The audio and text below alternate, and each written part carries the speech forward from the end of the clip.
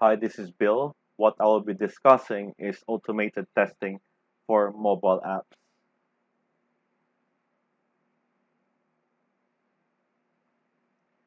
This is a continuation of a four-part series, and this is part three of automated performance testing. Now, let's actually create control scenario. So, at this moment, since it is a mobile, native mobile app, so we can only get a single virtual user since the behavior is only a single instance for per mobile application. But if it's going to be a not, but if it's going to be a web mobile application, we saying a web protocol, we can actually use a number of virtual users. So let's press one right now. Press OK.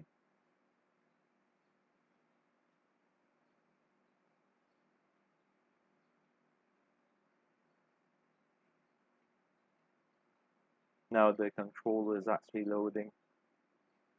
From here, we can actually manipulate the number of virtual users. So right now it's 1 per 15 seconds. Since the capability of my laptop, we're just gonna do a 1 for 5 seconds. And if we go to the duration, so we can actually create a soap test and see the performance within a certain amount of time. So if the application or the infrastructure we have, the mobile, will last within the soap performance testing. Press OK. So upon stopping 30 seconds, so let's just say 5 seconds on the ramp down. So as a normal user, there's a ramp up and a ramp down depending on the usage. But at this instance, since we are only going to use one virtual user, I don't think it's going to make any sense. And the transaction is more meaningful on doing a performance test. So let's press OK. So we can also create an SLA if we're gonna pass as a baseline if the performance test gonna pass. And these are the transactions that we have done earlier. So let's add them. Press next. So we have one virtual user. Next, and we then finish. And we can create as much SLA as we want to. So let's create two for minimum. So we can actually see choose from here. And right now we're going to be choosing average hits per second. So let's say threshold is 1. Since we only have one virtual user accessing the device. Okay, so now from here we can actually run it.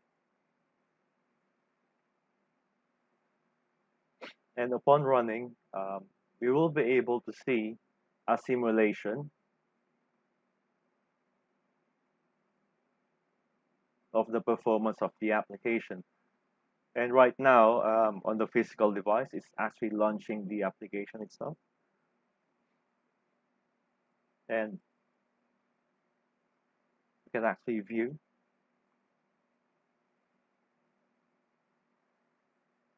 the parameters of the performance test. And as you can see, the elapsed time, the CPU utilization, the total free memory in the device and the usage, and the consumed by the application on the bottom. So eventually there's a ramp up. It should be finishing in a few seconds since we only done a 60-second test.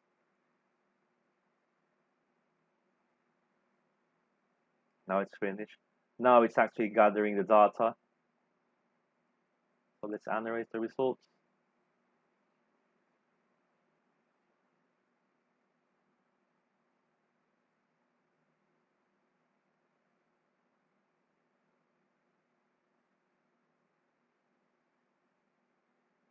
Okay, so we have a summary of the performance test, and from here, we can see the maximum running virtual users and the scenario behavior over time.